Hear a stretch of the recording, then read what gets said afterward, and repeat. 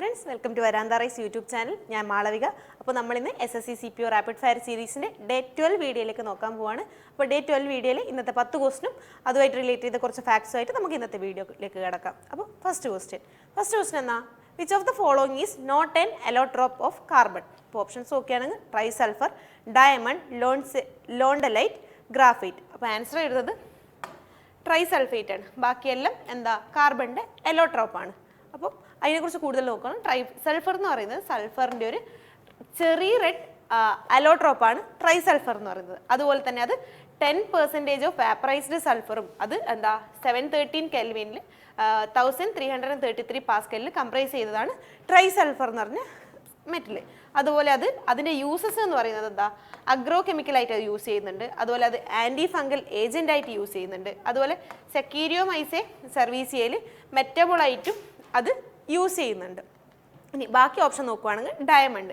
Diamond എന്ന് പറയുന്നത് കാർബണിൻ്റെ ഒരു എലോട്രോപ്പാണ്. അതുപോലെ എന്താ അത് high hardness, high melting point, അതുപോലെ high thermal conductivity, high dispersion of light, ഇതൊക്കെ അത് എക്സിബിറ്റ് ചെയ്യുന്ന പ്രോപ്പർട്ടീസ് ആണ്. അതുപോലെ കൂടുതൽ നോക്കുകയാണെങ്കിൽ ഈ നാച്ചുറൽ ഹാർഡസ്റ്റ് നോൺ നാച്ചുറൽ മിനറലാണ് ഡയമണ്ട് എന്ന് പറയുന്നത്. അതുപോലെ തന്നെ ഇതിൻ്റെ യൂസ് എന്ന് പറയുന്നത് കട്ടിങ്, ജ്വല്ലറി, അതുപോലെ പൊട്ടൻഷ്യൽ സെമി കണ്ടക്ടർ മെറ്റീരിയൽ, ഇതൊക്കെയാണ് ഈ ഡയമണ്ടിൻ്റെ യൂസസ് വരുന്നത്. ഇനി അടുത്ത ഓപ്ഷൻ ഗ്രാഫീൻ നോക്കുകയാണെങ്കിൽ ഗ്രാഫീൻ എന്ന് പറയുന്നതും കാർബണിൻ്റെ ഒരു എലോട്രോപ്പാണ്. അതുപോലെ അതിൻ്റെ single layer of sheet of carbon ആറ്റത്തിനെയാണ് ഗ്രാഫീൻ എന്ന് പറയുന്നത്. അതുപോലെ അതിൻ്റെ ഗ്രാഫീൻ്റെ ലെയേഴ്സിനെ എല്ലാം കൂടി അത് ഗ്രാഫൈറ്റ് എന്ന് പറയുന്നുണ്ട്. അതുപോലെ ഇത് ഇലക്ട്രോണിക്സിലാണ് വൈഡായിട്ട് യൂസ് ചെയ്ത് വരുന്നത്. അതുപോലെ ലോണ്ടലൈറ്റ് നോക്കുകയാണെങ്കിൽ അതൊരു കാർബണിൻ്റെ അലോട്രോപ്പാണ്. അതുപോലെ അതിനെ ഹെക്സഗണൽ ഡയമണ്ട് എന്ന് കൂടി വിളിക്കുന്നുണ്ട്. അതുപോലെ it is found in nature in meteorite debris. നമ്മൾ അടുത്ത ക്വസ്റ്റ്യൻ നോക്കുകയാണെങ്കിൽ what is the valency of boron? Options നോക്കുകയാണെങ്കിൽ 2, 3, 4, 1. അപ്പോൾ നമ്മൾ ആൻസർ വരുന്നത് 3 ആണ്. എന്താ ബോറോണിൻ്റെ വാലൻസി എന്ന് പറയുന്നത് 3 ആണ്. അപ്പോൾ അതിനെക്കുറിച്ച് നോക്കുകയാണെങ്കിൽ എന്താണ് വാലൻസി? നമ്മൾ ഔട്ടർമോസ്റ്റ് ഷെല്ലിൽ വരുന്ന ഇലക്ട്രോണിൻ്റെ നമ്പറിനെയാണ് നമ്മൾ അതിൻ്റെ നമ്പർ ഡിറ്റർമൈൻ ചെയ്താണ് വാലൻസി പറയുന്നത്. ഇനി വാലൻസി എന്ന് പറയുന്നതും മോളിക്കുലാർ വെയിറ്റ് എന്ന് പറഞ്ഞാൽ രണ്ട് റിലേറ്റഡ് ആയിട്ടുള്ള ടേംസ് ആണ്. അതുപോലെ ന്യൂക്ലിയസിൽ കമ്പോസ് ചെയ്തത് എന്ത് വെച്ചിട്ടാണ്? പ്രോട്ടോൺസിനെയും ന്യൂട്രോൺസിനെയും വെച്ചിട്ടാണ് ന്യൂക്ലിയസ് കമ്പോസ് ചെയ്തിട്ടുള്ളത്. അതുപോലെ പറയുകയാണെങ്കിൽ ഈ ഇലക്ട്രോൺസ് ന്യൂക്ലിയസിന് ചുറ്റും ഒരു ഫിക്സഡ് പാത്തിലേക്ക് കൂടിയാണ് ചുറ്റുന്നുണ്ടാവും. ഈ ഫിക്സഡ് പാത്തിനെ ഓർബിറ്റ്സ് അല്ലെങ്കിൽ ഷെൽസ് എന്നാണ് പറയുന്നത്. ഈ ഷെൽസ് അല്ലെങ്കിൽ ഓർബിറ്റ്സിനെ KLM എന്ന് പറഞ്ഞ പേര് വെച്ചിട്ട് നമ്മൾ ഡിനോട്ട് ചെയ്യുന്നുണ്ട്. അതുപോലെ ഓരോ ഷെല്ലിലും എത്ര ഇലക്ട്രോൺസ് വരെ മാക്സിമം നമുക്ക് ഉൾക്കൊള്ളിക്കാൻ പറ്റുമെന്ന് പറയുന്നുണ്ട്. അതുപോലെ K പറയുകയാണെങ്കിൽ അതിൽ 2 ഇലക്ട്രോൺസ് ആയിരിക്കും. അതുപോലെ ഈ K എന്ന് പറയുന്നൊരു ഇന്നർമോസ്റ്റ് ഷെല്ലാണ്. അതുപോലെ L പറയുകയാണെങ്കിൽ അതിൽ 8 ഇലക്ട്രോൺസ്. അതുപോലെ M നോക്കുകയാണെങ്കിൽ അതിൽ 18 ഇലക്ട്രോൺസ്. N നോക്കുകയാണെങ്കിൽ അതിൽ 32 ഇലക്ട്രോൺസ്. ഇങ്ങനെയാണ് അതിൻ്റെ കപ്പാസിറ്റി വരുന്നത്. ഇനി ബോറോൺ നോക്കുകയാണെങ്കിൽ ബോറോണിൻ്റെ അറ്റോമിക് നമ്പർ എന്ന് പറയുന്നത് 5 ആണ്. അതുപോലെ തന്നെ അതിൻ്റെ ഔട്ടർമോസ്റ്റ് ഷെല്ലിൽ 3 വാലൻസ് ഇലക്ട്രോണാണ് ഉള്ളത്. അതുകൊണ്ട് തന്നെ അതിന് ഒന്നുകിൽ പ്രൊവൈഡ് ചെയ്യാം അല്ലെങ്കിൽ റിലീസ് ചെയ്യാം ഇലക്ട്രോൺ. എന്തിന്? അത് സ്റ്റേബിളായിട്ട് നിൽക്കാൻ വേണ്ടിയിട്ട് ഒന്നുകിൽ അത് ഇലക്ട്രോൺസിനെ റിലീസ് ചെയ്യും അല്ലെങ്കിൽ അത് കുറച്ച് ഇലക്ട്രോൺസിനെ പ്രൊവൈഡ് ചെയ്യും. അങ്ങനെയാണ് അതിന് സ്റ്റേബിളായി നിൽക്കാൻ പറ്റുന്നത്. അതുപോലെ തന്നെ K ഷെല്ലിൽ അത് 2 ഇലക്ട്രോൺസും, കാരണം K ഷെല്ലിൽ 2 ഇലക്ട്രോൺസ് ആണ് മാക്സിമം കേപ്പബിൾ ആയിട്ടുള്ളത്. പിന്നെ L ഷെല്ലിൽ ബാക്കി വരുന്ന 3 ഇലക്ട്രോൺസും ആണ് പ്രസൻ്റ് ആയിട്ടുള്ളത്. ഇനിയിപ്പോൾ നോക്കുകയാണെങ്കിൽ അപ്പോൾ L ഷെല്ലിൽ 3 ഇലക്ട്രോൺസ് പ്രസൻ്റ് ആയതുകൊണ്ട് തന്നെ അതിൻ്റെ വാലൻസി എന്ന് പറയുന്നത് 3 ആണ്. ഇനി നമ്മൾ അടുത്ത ക്വസ്റ്റ്യൻ നോക്കുകയാണെങ്കിൽ which article of the Constitution of India abolishes the concept of untouchability and prohibits its practices in any shape or form? Options നോക്കുകയാണെങ്കിൽ ആർട്ടിക്കിൾ 20, ആർട്ടിക്കിൾ 17, ആർട്ടിക്കിൾ 18, ആർട്ടിക്കിൾ 19. അപ്പോൾ ആൻസർ വരുന്നത് ആർട്ടിക്കിൾ 17 ആണ്. അതിനെക്കുറിച്ച് നോക്കുകയാണെങ്കിൽ ആർട്ടിക്കിൾ 17ലാണ് നമ്മൾ അൺടച്ചബിലിറ്റി അതുമായിട്ട് റിലേറ്റുന്ന കാര്യങ്ങളെല്ലാം പറഞ്ഞു വരുന്നത്. ഇനി അൺടച്ചബിലിറ്റി എന്ന് പറയുന്നത് ഒരു അതിനെതിരായിട്ട് വരുന്നതെല്ലാം ഒഫെൻസീവ് ആയിട്ടുള്ള പണിഷബിൾ ആയിട്ടുള്ള കാര്യങ്ങളാണ്. അതുപോലെ ഇതൊരു ഫണ്ടമെൻ്റൽ റൈറ്റ് കൂടിയാണ്. അതിന് വേണ്ടിയിട്ട് അൺടച്ചബിലിറ്റി ആക്ട് 1955 ഇവർ കോൺസ്റ്റിറ്റ്യൂഷൻ ഇറക്കിയിട്ടുണ്ട്. അതിനുശേഷം എന്ത് ചെയ്തു? 1976 അതിനെ ഒന്ന് റീഅറേഞ്ച് ചെയ്ത് സിവിൽ റൈറ്റ് ആക്ട് ഓഫ് 1955 ഇറക്കി. ഇനിയിപ്പം ആർട്ടിക്കിൾ 18 കുറിച്ച് പറയുകയാണെങ്കിൽ ആർട്ടിക്കിൾ 18 അബോളിഷൻ ഓഫ് ടൈറ്റിലാണ്. ആർട്ടിക്കിൾ 19 എന്ന് പറയുന്നത് freedom of speech and expression. അതുപോലെ ആർട്ടിക്കിൾ 20 എന്ന് പറയുന്നത് protection in respect of conviction for offences. ഇതൊക്കെയാണ് ബാക്കി വരുന്നത്. Article 18, article 19, article 20. ഇത് നമ്മൾ അടുത്ത ക്വസ്റ്റ്യൻ നോക്കുകയാണെങ്കിൽ which of the following fundamental duty provisions had laid down that all Indians need to show respect to the Indian national flag and the Indian national anthem. Options നോക്കുകയാണെങ്കിൽ article 51A(d), article 51A(a), article 51A(b), article 51A(c). നമ്മൾ answer വരുന്നത് article 51A ആണ്. Article 51A(a)ലാണ് നമ്മൾ national ആന്തത്തിനെയും national ഫ്ലാഗിനെയും respect ചെയ്യണം എന്നുള്ള കാര്യം പറയുന്നത്. Article 51A എന്ന് നോക്കിയാൽ എന്താ, Article 51AA has laid down that all Indians need to show respect to the Indian national flag and the Indian national anthem. അതാണ് ആർട്ടിക്കിൾ 51AA പറയുന്നത്. അതുപോലെ ഈ ആർട്ടിക്കിൾ എല്ലാം വരുന്നത് പാർട്ട് 4A പെടുന്നതാണ് ആർട്ടിക്കിൾ 51A വരുന്നത്. അത് 42nd കോൺസ്റ്റിറ്റ്യൂഷണൽ അമെൻമെൻറ്റ് പ്രകാരമാണ്. Constitutional amendment 1976 പ്രകാരമാണ് ഈ ആർട്ടിക്കിൾ 50 കോൺസ്റ്റിറ്റ്യൂഷനിലേക്ക് ആഡ് ചെയ്തത്. ഈ ആർട്ടിക്കിൾ 51 ആഡ് ചെയ്യാൻ വേണ്ടി ശുപാർശ ചെയ്തത് സ്വരൺ സിംഗ് കമ്മിറ്റിയാണ് ഇതിന് ശുപാർശ ചെയ്തത്. അതുപോലെ തന്നെ USSR എന്നാണ് ഈ ഫണ്ടമെന്റൽ ഡ്യൂട്ടീസിൻ്റെ ഐഡിയ നമ്മൾ ബോറോ ചെയ്യുന്നത്. ഇപ്പം നമുക്ക് ടോട്ടൽ 11 ഫണ്ടമെന്റൽ ഡ്യൂട്ടീസ് ആണ് ഉള്ളത്.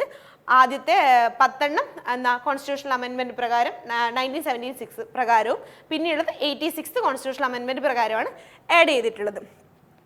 ഇനി അടുത്ത ക്വസ്റ്റ്യൻ നോക്കുകയാണെങ്കിൽ Rongali Bihu is one of the major festivals of Assam is celebrated in the month of. Options നോക്കുകയാണെങ്കിൽ മെയ്, ജനുവരി, ഓഗസ്റ്റ്, ഏപ്രിൽ. അപ്പോൾ ആൻസർ വരുന്നത് ഏപ്രിലാണ് റൊഗാലി ബിഹു എന്ന് പറഞ്ഞ ആസാമിലെ ഫെസ്റ്റിവൽ കണ്ടക്ട് ചെയ്യുന്നത്. ഇനി രൊഹാലി ബിഹു എന്ന് പറഞ്ഞാൽ അതിൻ്റെ രൊങ്കാലി ബിഹു എന്ന് പറഞ്ഞാൽ അതിൻ്റെ വേറൊരു പേരാണ് ബൊഹാങ് ബിഹു. ഇനി ഇതെന്ന് പറയുന്നത് ആസാമിൽ കണ്ടുവരുന്ന ഒരു എത്നിക് ട്രഡീഷണലാണ്. അതായത് ആസാം എന്ന് പറഞ്ഞാൽ ഇന്ത്യയുടെ നോർത്ത് ഈസ്റ്റേൺ സ്റ്റേറ്റ് ആണ് ആസാം എന്ന് പറയുന്നത്. അതുപോലെ ഇത് ആരാണ് കളിച്ചു വരുന്നത് വെച്ചാൽ ആസാമീസ് ഇൻഡിജിനസ് എത്നിക് ട്രൈബ്സ് ആണ് ഈ രൊഗാലി ബിഹു അല്ലെങ്കിൽ ബൊഹാങ് ബിഹു എന്ന് പറഞ്ഞ ഫെസ്റ്റിവൽ കളിച്ചു വരുന്നത്. അതുപോലെ ഇവരിത് ന്യൂ ഇയർ ഈ രൊങ്കാലി ബിഹു എന്ന് പറഞ്ഞാൽ അവരുടെ ഒരു ന്യൂ ഇയർ കണക്കായിട്ടാണ് ആസാമീസ് കണക്കാക്കുന്നത്. അതുപോലെ ഇതിൻ്റെ സ്പെഷ്യാലിറ്റി എന്ന് പറയുന്നത് ടിബറ്റിയൻ ആൻഡ് തായ് ആസ്പെക്ട്സ് ആണ് ഇവർ ഇതിൽ കൂടുതലായിട്ടും ഫെസ്റ്റിവലിൽ കൊണ്ടാടി വരുന്നത്. ഇനി അതിനെക്കുറിച്ച് കൂടുതൽ പറയുകയാണെങ്കിൽ ഇത് ഇവർ 2nd വീക്ക് ഓഫ് ഏപ്രിലാണ് കണ്ടക്ട് ചെയ്യുന്നത്. അതായത് ഒരു ഹാർവെസ്റ്റ് സീസൺ കൃത്യമായിട്ട് പറഞ്ഞു വരുമ്പോൾ ഒരു 14th ഏപ്രിലായിരിക്കും ഈ ഫെസ്റ്റിവൽ മെയിനായിട്ട് കണ്ടക്ട് ചെയ്യുന്നത്. അതുപോലെ തന്നെ ഈ ബിഹുവിനെ ഇവർ 3 വെറൈറ്റി ആയിട്ടാണ് ഡിവൈഡ് ചെയ്തിട്ടുള്ളത്. ഒന്ന് ബൊഹാങ് ബിഹു അല്ലെങ്കിൽ രൊങ്കാലി ബിഹു, പിന്നെ കാത്തി ബിഹു ഓർ കൊങ്കാലി ബിഹു, പിന്നെ വരുന്നത് മഗ് ബിഹു ഓർ ബോങ്കാലി ബിഹു. ഇങ്ങനെ ഇവർ 3 വെറൈറ്റി ആയിട്ട് ഡിവൈഡ് ചെയ്തിട്ടുണ്ട്. അതുപോലെ തന്നെ ഇതിന് 7 എപ്പെക്സ് പീരീഡ് ഉണ്ട്. അത് ഏതെല്ലാം എന്ന് പറഞ്ഞാൽ സോട്ട്, രാത്തി, ഗോരു, മനു, കുട്ടും, മേള, ചേറ. ഇതാണ് ഇതിലൊരു 7 എപ്പെക്സ് വരുന്നത്. ഇനി പെരാന്തറൈസിൻ്റെ 6 ലെവൽ പ്രാക്ടീസ് മെത്തേഡ് നോക്കുകയാണെങ്കിൽ നമുക്ക് തുടക്കത്തിൽ ബേസിക് ക്ലാസ്സസ് പ്രൊവൈഡ് ചെയ്യുന്നതായിരിക്കും. ബേസിക് ക്ലാസ്സസ് എക്സ്പെർട്ട് ഫാക്കൽറ്റി വന്നിട്ട് നമുക്ക് ബേസിക് ക്ലാസ്സസ് പ്രൊവൈഡ് ചെയ്യും. അതിൻ്റെ കൂടെ ബേസിക് സർക്കിൾസ് ഉണ്ടാവും. 5 or 6 ആയിട്ടുള്ള കുട്ടികളായിട്ട് ഗ്രൂപ്പായിരുത്തി അവർക്ക് ബേസിക് മെറ്റീരിയൽ പ്രൊവൈഡ് ചെയ്ത് മെൻറ്റർ സപ്പോർട്ട് കൂടി അവരെ ബേസിക് മെറ്റീരിയൽ ചെയ്യാൻ ക്യാപ്പബിൾ ആക്കും. അത് കഴിയുമ്പോൾ ഒരു എലിജിബിലിറ്റി ടെസ്റ്റ് വെച്ചിട്ട് അവർ എക്സ്ട്രീം സർക്കിൾസിലേക്ക് പാസ് ചെയ്യും. എക്സ്ട്രീം സർക്കിൾസിനും 5-6 ആളായിട്ടുള്ള ഗ്രൂപ്പായിട്ടായിരിക്കും ഇവരെ ഇരുത്തിയിട്ടുണ്ടാവുക. അവർക്ക് മെൻറ്റർ സപ്പോർട്ട് കൊടുക്കും. ഈ ബേസിക് മെറ്റീരിയലിന് എക്സ്ട്രീം സർക്കിൾസിലുള്ള ഒരു വ്യത്യാസം എന്ന് പറയുന്നത് അവർക്ക് കൊടുക്കുന്ന മെറ്റീരിയൽ കുറച്ചും കൂടി ഹയർ ലെവൽ മെയിൻസിൽ മെറ്റീരിയലായിരിക്കും അവർ ചെയ്യാൻ കൊടുക്കുന്നുണ്ടാവുക. അത് കഴിഞ്ഞ് സൂപ്പർ ബാച്ചസ് ഉണ്ട്. സൂപ്പർ ബാച്ചസ് എന്ന് പറയുമ്പോൾ എക്സാം ഓറിയൻറ്റഡ് ആയിരിക്കും സൂപ്പർ ബാച്ചസ് വരുന്നുണ്ടാവുക. ഇപ്പം നോട്ടിഫിക്കേഷൻ വന്ന് 1-2 മാസത്തിനുള്ളിൽ സൂപ്പർ ബാച്ച് എക്സാം ഫോക്കസ് ചെയ്ത് സൂപ്പർ ബാച്ചസ് തുടങ്ങുന്നതായിരിക്കും. അത് കഴിയുമ്പോൾ റിപ്പ് സെക്ഷൻ ഉണ്ട്. റിപ്പ് സെക്ഷൻ എന്ന് പറയുമ്പോൾ കണ്ടിന്യൂസ് ഓൺലൈൻ ടെസ്റ്റ് സീരീസ് വെച്ചിട്ട് നമ്മുടെ സ്പീഡും കൺസിസ്റ്റൻസി ഇൻക്രീസ് ചെയ്യാന്നുള്ള ഉദ്ദേശത്തോടുകൂടിയാണ് റിപ്പ് സെക്ഷൻ കണ്ടക്ട് ചെയ്യുന്നത്. അത് കഴിയുമ്പോൾ മോക്ക് ഇൻ്റർവ്യൂ സെക്ഷൻ ഉണ്ട്. മോക്ക് ഇൻ്റർവ്യൂ സെക്ഷൻ എന്ന് പറയുമ്പോൾ ഒരു എക്സ്പേർട്ട് പാനലിൻ്റെ അണ്ടറിൽ ആ ഒരു എൻവയോൺമെൻറ്റിൽ നമുക്ക് മോക്ക് ഇൻ്റർവ്യൂ തന്ന് നമ്മുടെ എക്സ്പീരിയൻസ് കുറച്ചും കൂടി ഇമ്പ്രൂവ് ചെയ്യാന്നുള്ളതുകൊണ്ട് മോക്ക് ഇൻ്റർവ്യൂ കൊണ്ട് ഉദ്ദേശിക്കുന്നത്. അതുപോലെ നമ്മുടെ വരാന്ത റേസിൽ ഓൺലൈൻ ക്ലാസ്സസ് ഉണ്ട്, ഓഫ്ലൈൻ ക്ലാസ്സസ് ഉണ്ട്. ഓൺലൈൻ ക്ലാസ്സസ് എല്ലാ ദിവസവും, offline classes Monday to Friday regular ബാച്ചും അതുപോലെ തന്നെ സാറ്റർഡേ സൺഡേ വീക്കെൻഡ് ബാച്ചുകളും നമുക്കുള്ളതാണ്. അപ്പോൾ അഡ്മിഷനുമായിട്ട് വേണ്ടപ്പെട്ടവർ കോൺടാക്ട് ചെയ്യാനുള്ള നമ്പർ സ്ക്രീനിൽ കൊടുത്തിട്ടുണ്ട്. അപ്പോൾ നമുക്ക് അടുത്ത ക്വസ്റ്റിലേക്ക് പോവാം. The decommissioned Havelock bridge has been built over which of the following reverse? Options നോക്കുകയാണെങ്കിൽ കാവേരി, മഹാനദി, കൃഷ്ണ, ഗോദാവരി. നമ്മൾ ആൻസർ ചെയ്യുന്നത് ഗോദാവരിയാണ്. ഗോദാവരിയിലാണ് എന്ത് ഡീകമ്മീഷൻഡ് ഹാവ്ലോക്ക് ബ്രിഡ്ജ് ഉള്ളത്. ഇനി അതിനെക്കുറിച്ച് നോക്കുകയാണെങ്കിൽ എന്താ ഓൾഡ് ഗോദാവരി ബ്രിഡ്ജ് എന്ന് അതിനെ പറയുന്നുണ്ട്. ഏത്? ഹാവ്ലോക്ക് ബ്രിഡ്ജിനെ. ഇനി പിന്നെ പറയുകയാണെങ്കിൽ എന്താ ഇത് ആന്ധ്രാപ്രദേശിലെ ഗോദാവരി നദിയിലാണ് ഈ ഹാവ്ലോക്ക് ബ്രിഡ്ജ് ഉള്ളത്. ഇത് ഹൗറ, മദ്രാസ് എന്ന് പറഞ്ഞ 2 സ്ഥലങ്ങളെ കണക്ട് ചെയ്യാനാണ് ഈ ബ്രിഡ്ജ് യൂസ് ചെയ്യുന്നത്. ഇത് 1900-ലാണ് ഇതിൻ്റെ ഫങ്ഷൻ ആരംഭിച്ചത്. അതുപോലെ എന്താ രാജമുദ്രി എന്ന് പറഞ്ഞ സ്ഥലത്തുള്ള ബ്രിഡ്ജിൽ ഏറ്റവും ഓൾഡസ്റ്റ് ആയിട്ടുള്ള ബ്രിഡ്ജാണ് ഹാവ്ലോക്ക് ബ്രിഡ്ജ്. അതുപോലെ ഈ ഹാവ്ലോക്ക് ബ്രിഡ്ജിനെ മാറ്റി ഇപ്പോൾ പുതിയ വന്ന ബ്രിഡ്ജാണ് ഗോദാവരി ആർച്ച് ബ്രിഡ്ജ് എന്ന് പറയുന്നത്. അതുപോലെ ഇതിൻ്റെ പണി നവംബർ 11, 1897 തുടങ്ങിയതാണ്. അതിൻ്റെ പണി കഴിഞ്ഞത് ഓഗസ്റ്റ് 30, 1900-നാണ്. അതുപോലെ ഈ ബ്രിഡ്ജിന് ഈ പേര് വരാൻ സർ ആർതർ എലിബങ് ഹാവ്ലോക്ക് ഇദ്ദേഹത്തിൻ്റെ പേര് വെച്ചിട്ടാണ് ഈ ബ്രിഡ്ജിന് ഈ പേര് കൊടുത്തത്. അതുപോലെ ഈ ബ്രിഡ്ജ് എന്താ സ്റ്റോൺ മെഷറി വെച്ചിട്ടും അതുപോലെ സ്റ്റീൽ ഗ്രിഡേഴ്സ് വെച്ച് യൂസ് ചെയ്തിട്ടാണ് ഈ ബ്രിഡ്ജ് പണി കഴിപ്പിച്ചിട്ടുള്ളത്. അടുത്ത കാവേരി റിവറിനെ കുറിച്ച് നോക്കുകയാണെങ്കിൽ അത് കർണാടക, തമിഴ്നാട് സ്റ്റേറ്റ്സിലേക്ക് കൂടി ഒഴുകുന്നതാണ് കാവേരി നദി. അതുപോലെ എന്താ കർണാടകയിലെ കൊടഗു ഡിസ്ട്രിക്റ്റിൽ, അതായത് വെസ്റ്റേൺ ഗഡ്സിൻ്റെ അടുത്തുള്ള ബ്രഹ്മഗിരി റേഞ്ചിലെ തലക്കാവേരിയിലാണ് ഈ കാവേരി റിവർ എന്ന് പറയുന്നത് ഉത്ഭവിക്കുന്നത്. അതുപോലെ ഇത് ബേ ഓഫ് ബംഗാളിലാണ് ചെന്ന് പതിക്കുന്നത്. അത് 800 കിലോമീറ്ററോളം ഒഴുകിയിട്ടാണ് ബേ ഓഫ് ബംഗാളിൽ ചെന്ന് പതിക്കുന്നത്. അതുപോലെ തന്നെ തമിഴ്നാട്ടിലെ തൃച്ചി എന്ന് പറഞ്ഞ സ്ഥലത്ത് ഒരു സ്റ്റോൺ ബ്രിഡ്ജ് കൂടി, ഫേമസ് ആയ സ്റ്റോൺ ബ്രിഡ്ജും കൂടി ഈ കാവേരി നദിയിൽ ഉണ്ട്. ഇനി അടുത്ത് മഹാനദി നോക്കുകയാണെങ്കിൽ മഹാനദി എന്ന് പറയുന്ന ഈ ഈസ്റ്റ് സെൻട്രൽ ഇന്ത്യയിലെ ഒരു ഫേമസ് നദിയാണ് മഹാനദി എന്ന് പറയുന്നത്. അത് 900 കിലോമീറ്ററോളം ഒഴുകുന്നുണ്ട്. അതുപോലെ അതിൽ ഫേമസ് ആയിട്ടുള്ള ഒരു ഡാമാണ് ഹിരാക്കുണ്ട് ഡാം എന്ന് പറയുന്നത്. ഇത് ഛത്തീസ്ഗഡ്, ഒഡീഷ ഈ സ്റ്റേറ്റ്സിലേക്ക് കൂടിയാണ് മഹാനദി ഒഴുകുന്നത്. അതുപോലെ ഇത് ഫൈനലി ബേ ഓഫ് ബംഗാളിലാണ് ചെന്ന് പതിക്കുന്നത്. അതുപോലെ തന്നെ ഒഡീഷയിലെ ലോങ്സ്റ്റ് ബ്രിഡ്ജ് വരുന്നത് മഹാനദി ബാരേജ് ആണ്. ഇനി അടുത്ത് കൃഷ്ണ റിവർ നോക്കുകയാണെങ്കിൽ എന്താ ഡെക്കാൻ പ്ലാറ്റ്യൂവിലെ തന്നെ ഒരു ഫേമസ് നോൺ റിവറാണ് കൃഷ്ണ റിവർ എന്ന് പറയുന്നത്. അതുപോലെ തന്നെ 3rd ലോങ്സ്റ്റ് റിവറാണ് കൃഷ്ണ റിവർ. അത് മഹാരാഷ്ട്ര, കർണാടക, തെലങ്കാന, ആന്ധ്രാപ്രദേശ് ഈ സ്ഥലത്തേക്ക് കൂടിയാണ് ഈ കൃഷ്ണ റിവർ ഒഴുകുന്നത്. അതുപോലെ ഇതിലെ കൃഷ്ണ റിവറിലേക്ക് ഒഴുകുന്ന വെള്ളം മെയിനായിട്ട് ഇറിഗേഷൻ പർപ്പസിനാണ് യൂസ് ചെയ്യുന്നത്. അതുപോലെ റീസെൻ്റായിട്ട് എന്താ ഒരു cable stayed cum suspension bridge ഈ കൃഷ്ണ റിവറിൽ കൊണ്ടുവന്നിട്ടുണ്ട്. അത് ആന്ധ്രാപ്രദേശ് അതുപോലെ സൗത്ത് തെലങ്കാനയിലുമാണ് ഉള്ളത്. അതിന് വേണ്ടി വന്ന കോസ്റ്റ് എന്ന് പറയുന്നത് 1082.56 കോടിയാണ് ഇതിനു വേണ്ടി കൊടുത്തിട്ടുള്ളത്.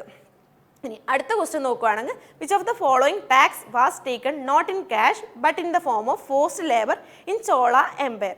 ഓപ്ഷൻസ് നോക്കുകയാണെങ്കിൽ ഗുഡി, പുറാവു, വെട്ടി, കാടു. അപ്പോൾ ആൻസർ എഴുതുന്നത് വെട്ടിയാണ്. വെട്ടിയാണ് അതെന്താ ക്യാഷിൻ്റെ ഫോമിലല്ല, പകരം ഫോഴ്സ്ഡ് ലേബർ ആയിട്ടാണ് ഇവർ ടാക്സ് ഇംപ്ലിമെൻറ്റ് ചെയ്യുന്നത്.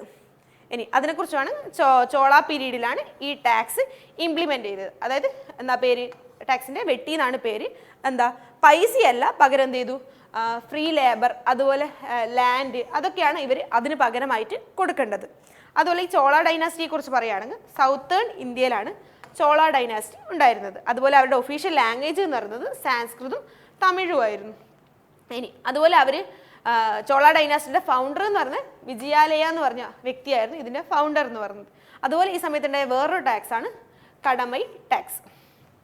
ഇനി അടുത്ത ക്വസ്റ്റ്യൻ നോക്കുകയാണെങ്കിൽ who among the following organise the armed rebellion against the British Raj in 1879 in Maharashtra? Options നോക്കുകയാണെങ്കിൽ വസുദേവ് ബൽവന്ത് പട്കെ, ബിർസ മുണ്ട, ബുദ്ധ ഭഗത്, തിക്കേന്ദ്രജിത് സിംഗ്. അപ്പോൾ ആൻസർ എഴുതുന്നത് വസുദേവ് ബൽവന്ത് പട്കെയാണ്. അപ്പോൾ അതിനെക്കുറിച്ച് നോക്കുകയാണെങ്കിൽ ഇദ്ദേഹം ഇതിൻ്റെ ലീഡർ എന്ന് പറയുന്നത് വസുദേവ് ബൽവന്ത് പട്കെയാണ്. ഏതായിരുന്നു മൂവ്മെൻറ്റ്? രാമോസി പെസൻ റിവോൾട്ട് 1879. ഇത് മഹാരാഷ്ട്രയിലെ സത്താര എന്ന് പറഞ്ഞ സ്ഥലത്തായിരുന്നു തുടക്കം കുറിച്ചത്. എന്തിനു വേണ്ടിയിട്ടായിരുന്നു എന്ന് പറഞ്ഞാൽ 1876-77 കാലഘട്ടത്തിൽ കൊണ്ടുവന്ന ഡെക്കൈൻ ഫെമിന് ഭാഗത്തിന് ശേഷം വന്ന ലാൻഡ് റവന്യൂ പോളിസീസ്, അത് എന്താ കർഷകർക്ക് കുറച്ചും കൂടി ഹാർഡ്ഷിപ്പ് കൊടുക്കുന്ന ഒരു പോളിസീസ് ആയിരുന്നു. അപ്പോൾ അതിനെതിരെയാണ് വസുദേവ് ബൽവന്ത് ഫഡ്ക്കെ ഈ റിവോൾട്ടിന് ലീഡറായിട്ട് രാമോസി പെസന്റ് റിവോൾട്ട് തുടങ്ങി വെച്ചത്. ഇനി അടുത്ത ക്വസ്റ്റ്യൻ നോക്കുകയാണെങ്കിൽ which of the following countries was the runner up in ICC women's T20 world cup 2020? Options നോക്കുകയാണെങ്കിൽ ഇന്ത്യ, ഇംഗ്ലണ്ട്, ഓസ്ട്രേലിയ, ന്യൂസിലാൻഡ്.